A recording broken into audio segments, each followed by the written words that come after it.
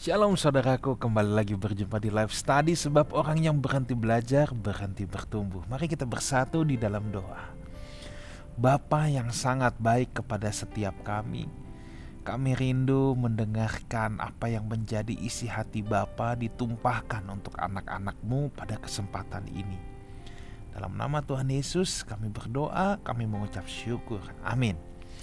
Saudaraku, kita akan membahas pada kesempatan ini dari Injil Lukas pasal yang ke-10 ayat 25 sampai dengan yang ke-42. Ini ada kisah tentang orang Samaria yang murah hati, saudara ya. Ini kisah yang hanya ditulis, saudara, dalam Injil Lukas ya.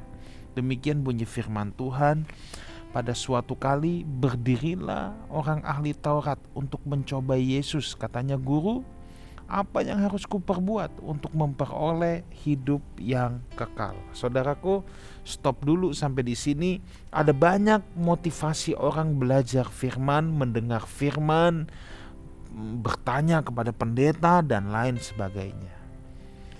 Nah, tetapi di antara motivasi itu ada yang punya motivasi ingin mencobai Tuhan. Ya, ingin mencobai Tuhan. Ini seperti orang Farisi ini, saudara ya. Dia datang kepada Yesus tapi untuk mencobai Tuhan. Memang motivasi orang datang ke gereja itu ada banyak, saudara ya.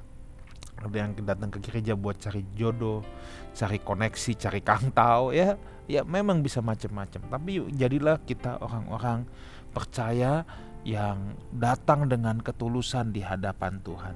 Dan saya harus katakan bahwa banyak orang Kristen yang tanpa sadar juga suka mencobai Tuhan. Dia tidak bermaksud sih. Ciri-cirinya apa? Kalau udah kepepet, kadang-kadang dia bisa gini, "Tuhan, kalau Engkau ada." Loh, kok? "Kalau Engkau ada, Engkau tolong aku." Ya, kalau saat ini Tuhan bilang belum, berarti Engkau gak ada. Lagi mana sih? Ini malah mancing Tuhan, "Tuhan, kalau Engkau ada." Wah, yang lebih lebih edan lagi. Saya pernah menjumpai orang Kristen yang kayak kurang kerjaan. Bisa di kamar hotel, "Dalam nama Yesus, lampu pecah." Lah, ngapain Tuhan pecahin lampu? "Nyatakan kuasamu, lampu pecah dalam nama Yesus." Buset dah. Ini kan kurang kerjaan, saudara ya. Masa suruh Tuhan pecahin lampu begitu ya. Udah, kita gak usah kayak begitu ya. Kalau kita dalam himpitan, boleh gak minta tolong? Boleh minta tolong sama Tuhan. Masa kita minta tolong sama dukun? Tapi kalau minta tolong aja. Gak perlu sampai, "Tuhan, kalau Engkau ada." Waduh, ini mencobai Tuhan. Kalau saudara belum mengenal Tuhan Yesus, saya masih bisa ngerti. Tapi kalau saudara mengenal Tuhan Yesus, jangan ya, jangan. Oke, kita teruskan dulu ya. Sekarang ayat yang ke-26. Ayat yang ke-26. Jawab Yesus kepadanya, "Apa yang tertulis dalam hukum Taurat? Apa yang kau baca di sana?" Jawab orang itu, ayat 27, "Kasihilah Tuhan Allahmu dengan segenap hatimu dan dengan segenap jiwamu dan dengan segenap kekuatanmu dan dengan segenap akal budimu. Dan kasihilah sesamamu manusia seperti dirimu sendiri." Kata Yesus kepadanya, "Jawabmu itu benar, perbuatlah demikian, maka engkau akan hidup." Saudara, memang banyak orang yang mengetahui jawaban yang benar tetapi kesulitan dalam menghidupinya. Seperti orang-orang ahli Taurat ini yang bertanya sama Yesus, jawabannya benar. Tapi masalahnya apakah mereka bisa menghidupinya? Itu masalahnya. Makanya Tuhan bilang, "Jawabmu itu benar, perbuatlah demikian, maka engkau akan hidup." Persoalannya banyak orang jawabannya benar tapi tidak bisa berbuat demikian. Ya. Nah, mengetahuinya memang satu hal, tapi menghidupinya satu hal. Saudara harus ingat nih, sebuah kebenaran hanya menjadi benar dan penuh kuasa bila kita menghidupinya. Ayat 29 sekarang ya. Tetapi untuk membenarkan dirinya, orang itu berkata kepada Yesus, "Dan siapakah sesamaku manusia?" Nah, ini dia saudara ya. Manusia itu selalu mencari pembenaran. Sejak zaman dulu, zaman pertama kali jatuh ke dalam dosa, manusia nggak pernah mau disalahkan. Ya, manusia selalu mencari pembenaran. Orang yang paling sulit bertobat adalah orang yang selalu mencari pembenaran untuk dirinya. Itu yang paling sulit untuk bertobat. Mereka sulit bertobat sebab mereka selalu merasa dirinya yang paling benar. Dia tidak tahu kalau dia sedang tidak tahu. Lebih baik kita tahu kalau kita ada kesalahan. Tapi kalau kita sudah merasa bahwa kita yang paling benar, maka kita udah gak akan bisa bertobat. Sebab kita kan hanya melihat semua orang di sekeliling kita adalah salah. Hanya kita sendiri yang benar, saudara ya. Biasanya orang yang merasa benar sendiri juga sulit untuk menerima perbedaan. Sebab dianggap apa yang tidak sesuai dengan preference dia, apa yang tidak sama dengan dia anggap sebuah kesalahan. Hati-hati saudara. Ada orang-orang yang perfeksionis saudara ya. Orang-orang yang perfeksionis biasanya seperti itu. Apa yang dinilai nggak pas menurut dia itu salah. Padahal belum tentu saudara. Ya. Atau cara menyelesaikan sesuatu, cara merespon sesuatu, kalau nggak sama-sama dia selalu dianggap itu salah. Padahal belum tentu. Tuhan menciptakan manusia itu punya banyak tipe kepribadian. Ada yang kolerik, ada yang sanguin, ada yang melankolis, ada yang pragmatis. Ini cara merespon masing-masing beda. Dan yang pragmatis atau yang pragmatis tidak bisa berkata cara respon melankolis salah. Lah, belum tentu. Itu caranya dia dengan keunikan pribadi yang Tuhan ciptakan dia. Nah, maka kita harus hati-hati di sini. Intinya jangan cari pembenaran. Ya. Jangan selalu merasa diri paling benar. Dan di sini ditanya, siapakah sesamamu manusia? Dengar baik ini. Ya. Kasihilah sesamamu manusia. Bukan kasihilah manusia yang sama dengan dirimu. Itu jangan dibalik. Kasihilah sesamamu manusia, bukan kasihilah manusia yang sama dengan dirimu. Kecenderungan manusia adalah memandang muka, dia hanya mengasihi orang yang sama dengan dirinya. Makanya kan ditanya, siapakah sesamaku manusia? Tanya sama Yesus, kok pakai ditanya sih? Karena mereka itu biasanya cuman bisa mengasihi golongan mereka saja. Kalau bukan golongan mereka, dianggap bukan manusia. Makanya jawab Yesus ayat 30, 31, 32 adalah seorang yang turun dari Yerusalem ke Yeriko. Ia jatuh ke tangan penyamun-penyamun yang bukan saja merampoknya habis-habisan, tetapi yang juga memukulnya, dan yang sesudah itu pergi meninggalkannya setengah mati. Kebetulan ada seorang imam turun melalui jalan itu. Ia melihat orang itu, tetapi ia melewatinya dari seberang jalan. Ayat 32. Demikian juga seorang Lewi datang ke tempat itu. Ketika ia melihat orang itu, ia melewatinya dari seberang jalan. Ya, orang-orang Farisi ini selalu bertanya, para ahli Taurat ini, siapa sesamaku manusia? Dia nggak anggap saudara kalau ada orang yang bukan golongan bangsanya. Dan Yesus menjelaskan di sana ada seorang yang turun dari Yerusalem ke Yeriko. Saudara, Yerusalem itu tempat beribadah. Yeriko adalah perumahan elit pada zaman itu. Mungkin kalau di sini kayak Pondok Indah, Pantai Indah Kapuk, mungkin kira-kira gitu ya saudara ya. Permata hijau gitu. Pokoknya Yeriko itu kawasan pemukiman elit. Kalau dikatakan dari Yerusalem pasti habis ibadah. Jadi ini pulang kebaktian, pulang ibadah saudara. Nah, ahli Taurat, orang Farisi memang banyak yang tinggal di sana, ya. Saudara, orang yang rajin kebaktian juga belum tentu hatinya benar, ya. Orang yang cakap bicara kebenaran pun belum tentu hatinya benar. Orang yang bisa ngomong kebenaran dengan berbagai motivasi, bahkan itu bisa buat pamer untuk menjebak lawan bicaranya, belum tentu benar. Bahkan ada orang yang sudah baca Alkitab Kejadian sampai Wahyu tidak menjamin karakternya seperti Kristus. Kami di Lifehouse sedang mengadakan membaca Alkitab bersama, bukannya berarti tidak perlu kita membaca Alkitab Kejadian sampai Wahyu. Itu perlu. Itu perlu, jelas perlu saudara ya. Tetapi itu tidak menjamin kita punya karakter seperti Kristus ya. Tetapi itu bukan hal yang tidak perlu, itu perlu saudara ya. Aktif melayani pun tidak menjamin seseorang mengenal hati Tuhan yang mengasihi sesama. Pernah lihat orang yang melayani tapi bengis? Pernah lihat orang yang melayani tapi memandang muka? Treatment sama si A gimana? Kalau sama si B gimana?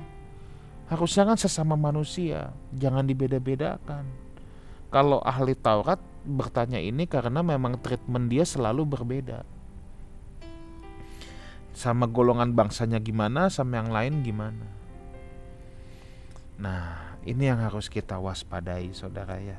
Jadi kita harus belajar mengenal hati Tuhan. Saya pun belum sempurna, saya terus belajar saudara. Yuk kita sama-sama mohonkan anugerah Tuhan dalam hal ini, supaya kita punya hatinya Tuhan.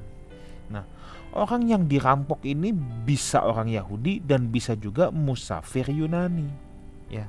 Tapi kalau kita lihat ayat di 31 itu, ada imam lewat, Lewi lewat, tapi semuanya cuek saudara ya. Hanya dilewatin saja. Semua lewat loh. Imam lewat, Lewi lewat, tapi cuek aja. Tapi ada orang Samaria. Orang Samaria itu kan setengah Israel yang bercampur ya. Makanya orang-orang Israel yang benar-benar Yahudi tulen itu anggap Samaria itu bukan orang Israel. Ya. Itu dianggap bukan bagian dari mereka. 33, lalu datang orang Samaria yang sedang dalam perjalanan ke tempat itu. Ia pergi kepadanya, ayat 34 ya. Lalu membalut luka-lukanya. Sesudah ia menyiraminya dengan minyak dan anggur, kemudian ia menaikkan orang itu ke atas keledai tunggangannya. Lalu membawanya ke tempat penginapan dan merawatnya. Keesokan harinya ia menyerahkan 2 dinar kepada pemilik penginapan itu. Katanya, rawatlah dia. Dan jika kau belanjakan lebih dari ini, aku akan menggantinya waktu aku kembali. Siapakah di antara ketiga orang ini menurut pendapatmu adalah sesama manusia dari orang yang jatuh ke tangan penyamun itu? Jawab orang itu, orang yang telah menunjukkan belas kasihan kepadanya. Jawab Yesus kepadanya, pergilah dan perbuatlah demikian. Yesus dengan tepat sekali menanyakan kisah ini sama para ahli Taurat yang mau sekedar mencobai dia, yang sudah tahu sebakul segudang teori, dan bertanya, siapakah sesamaku manusia? Bayangin, dari Yerusalem ke Yeriko, habis ibadah. Ada imam, ada Lewi. Ini bukan cuma habis ibadah, habis pelayanan. Kalau perlu habis khotbah sekalian. Tapi punya gak dia belas kasihan? Saudara, harusnya mengasihi sesama itu bukan beban saudara. Orang Samaria ini mengeluarkan 2 dinar dari miliknya. Ini bukan uang yang kecil. Dia yang bayarin penginapannya. Bahkan dia bilang, kalau kurang nanti aku tambahin lagi. Mengasihi sesama itu sebenarnya bukan beban, tapi harusnya jadi kepuasan kita. Kalau saudara bisa menolong sesama, harusnya itu jadi kepuasan. Itulah the power of love saudara ya. Ada filsuf yang berkata, manusia tidak lebih dari binatang yang berasio, yang berakal sehat. Binatang membunuh dengan nalurinya. Kalau orang tidak punya belas kasihan, kalau binatang membunuh dengan nalurinya, manusia bisa membunuh dengan akalnya. Manusia tanpa kasih, maaf, itu sama seperti binatang ya. Ada orang pintar tapi gak punya belas kasihan. Dia bisa membunuh sesamanya dengan pikirannya. Nah ya, memang ekspresi umum kasih adalah moral, tapi moral belum tentu kasih. Bedanya apa? Kalau sekedar moral umum ya, itu menginginkan pembalasan. Gue kan udah baik sama lu juga mesti baik dong sama gue.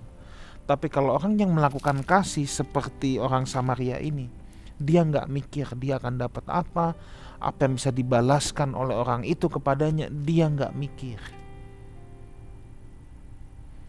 Itu kasih, itu luar biasa saudara ya. Hidup dalam kasih membantu kita mengembalikan citra kita yang semula, yaitu segambar dan serupa dengan Tuhan. Ya. Mengasihi sesama juga berarti saudara, ini yang luar biasa, membuat sesama kita memiliki harapan dan masa depan. Tidak ada harapan jika kasih tidak dikembangkan. Tidak ada masa depan jika kasih tidak dikembangkan. Saudara, ketika kita berbuat kasih terhadap sesama kita yang membutuhkan pertolongan, tahukah, tanpa kita sadar, kita sedang membangkitkan harapan dan masa depan dia. Mungkin orang yang kita tolong ini sudah merasa hidupnya tidak berarti lagi, hidupnya gak ada apa-apanya lagi, masa depannya suram. Tapi karena uluran tangan saudara, mungkin dia bisa punya semangat hidup yang baru. Tanpa kita sadar, saudara telah dipakai Tuhan untuk kemuliaan namanya. Saudaraku, yuk belajar hidup dalam kasih ini. Lalu diteruskan juga dalam Lukas 10 ayat 38 sampai 42 saudara ya. Ini tentang Maria dan Marta. Ketika Yesus dan murid-muridnya dalam perjalanan. Ya, ketika Yesus dan murid-muridnya dalam perjalanan, tibalah ia di sebuah kampung. Seorang perempuan yang bernama Marta menerima dia di rumahnya. Perempuan itu mempunyai banyak saudara yang bernama Maria.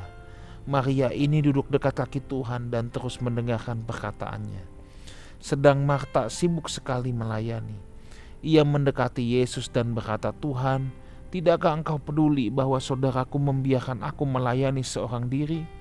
Suruhlah dia membantu aku."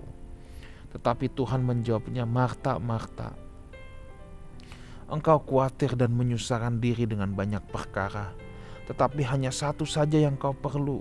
Maria telah memilih bagian yang terbaik yang tidak akan diambil dari dirinya." Saudara, kisah ini kisah yang saudara sudah sering baca pasti ya.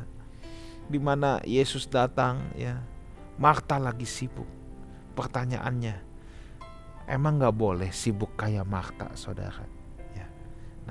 Saya hanya ingin bagikan sederhana gini. Ada dua hal yang kita bisa pelajari dari kisah ini. Saudara, sibuk boleh saudara, tapi harus tahu waktu. Kapan di saat kita berhenti, kapan harus duduk di kaki Tuhan, kapan harus belajar. Ada tafsiran yang pertama yang mengatakan Yesus sedang mengajar ini. Yesus sedang mengajar. Harusnya Marta ikut mengajar. Boleh sibuk, tapi tahu waktu yang lain. Ketika Yesus mengajar, dengarkan dulu, jangan sibuk sendiri. Ini seringkali dalam gereja bisa seperti ini saudara. Sibuk pelayanan, sampai saat pendeta lagi berkhotbah, dia gak ikut dengerin, dia sibuk sendiri. Harusnya ketika mendengar khotbah, dia juga bisa mendengarkan khotbah dengan hikmat. Jangan pas dengar khotbah malah main handphone, malah ngobrol sendiri, tapi sibuk pelayanan. Mungkin sibuk main musik ya, wah keren, main musik jadi WL, jadi singer. Tapi giliran waktu khotbah dia main handphone. Atau sebaliknya, pendeta pun juga bisa begitu. Lagi waktunya menyembah Tuhan, dia sibuk main handphone. Nah, ini sama aja saudara ya. Atau aser, yang lain sebagainya, pelayan Tuhan di bagian lain. Saat ibadah bukan ikut menyembah Tuhan ya, ikut mendengarkan firman, sibuk sendiri, duduk paling belakang ngobrol sendiri. Ya, ini saudara ya. Tidak salah seseorang sibuk repot secara fisik untuk Tuhan. Tentunya itu hal yang baik saudara.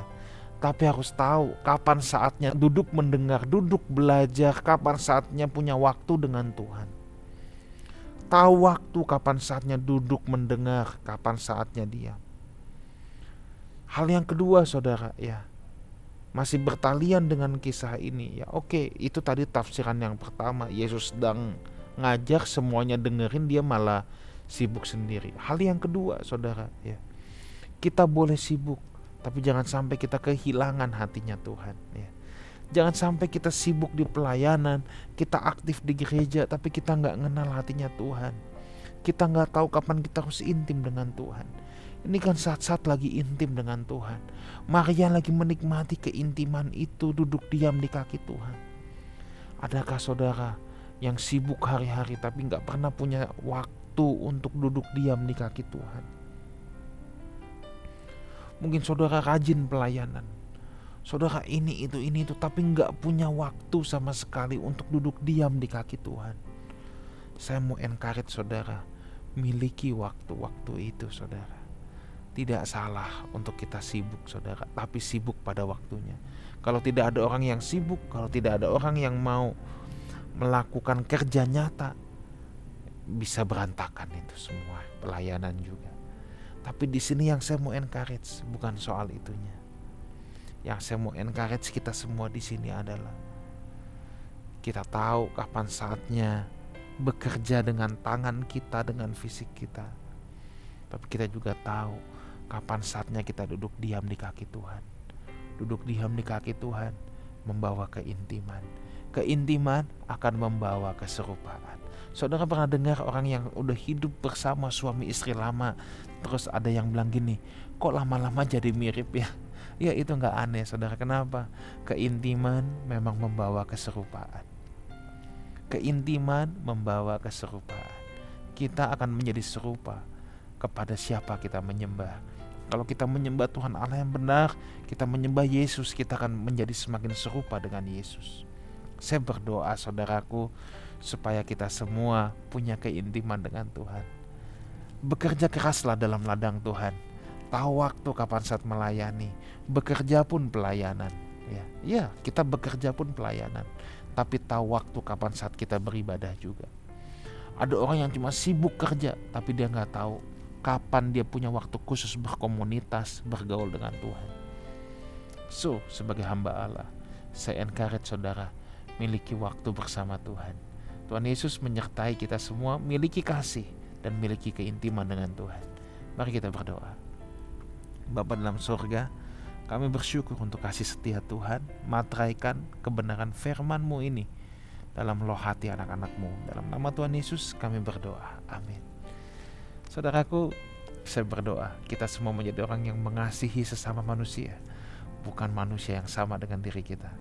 Follow Instagram Lifehouse Community, ada live message renungan harian yang akan memberkati saudara. Ada highlight khotbah minggu juga ya. Ada potongan-potongan yang sangat memberkati saudara, saya percaya. Dan juga YouTube channel Lifehouse Community dan Lifehouse Music.